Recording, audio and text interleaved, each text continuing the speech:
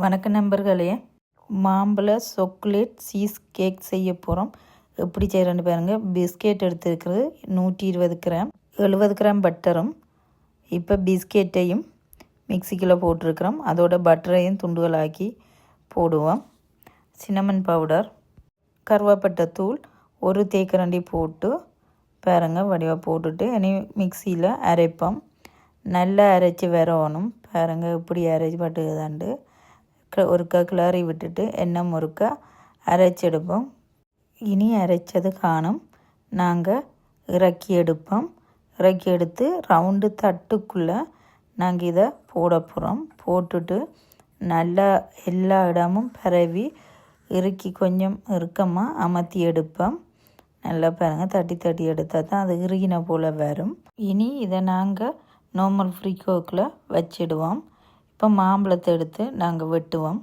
அதையும் ரெண்டு துண்டுகளாக தான் நாங்கள் வெட்டுவோம். சின்ன சின்ன துண்டுகளாக வெட்டிட்டு பாருங்கள் பீஸ் போட்டு இப்படி வெட்டி எடுப்போம். வெட்டி எல்லாத்தையும் மாம்பழத்தையும் எடுக்க இப்படியும் வெட்டி எடுக்கலாம்.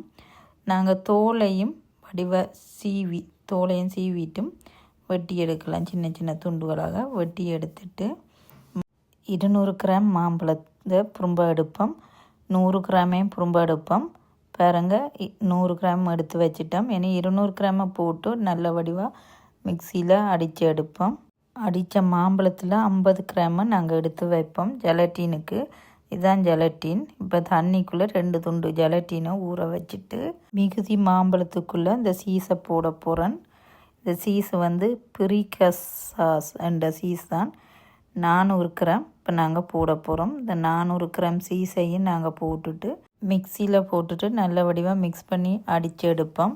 50 கிராம் மாம்பழ சோஸை மீக்ரோனில் 1 நிமிஷம் சூடாக்கிட்டு இப்போ ஜலத்தீனை வடிவை எடுத்து புழிஞ்சிட்டு அந்த சூடான மாம்பழத்துக்குள்ளே போட்டுட்டு அதை வடிவாக மிக்ஸ் பண்ண வேணும். பாருங்கள் எப்படின்னு சொல்லி நல்லா கலந்து வந்துட்டு ஜலட்டினிலையும் மிக்சிக்குள்ளே போட்டு அடிப்போம். வெள்ளை சாக்லேட் 200 கிராம் அதையும் உருக்கி எடுத்து வச்சுக்கிறோம். அதையும் சேர்த்து அடிப்போம். முறிச்சருக்கு இருந்து அந்த கேக் தட்டை எடுத்துகிட்டு அந்த கிளவையை இதுக்குள்ளே போட்டுட்டு சமப்படுத்திட்டு நாங்கள் ஒரு தட்டு தட்டிட்டு இதையும் கொண்டே முறிச்சருக்கில் வச்சு விடுவோம். மிகுதி 100 கிராம் மாம்பழத்தை நாங்கள் மிக்சியில் அடிச்செடுப்போம்.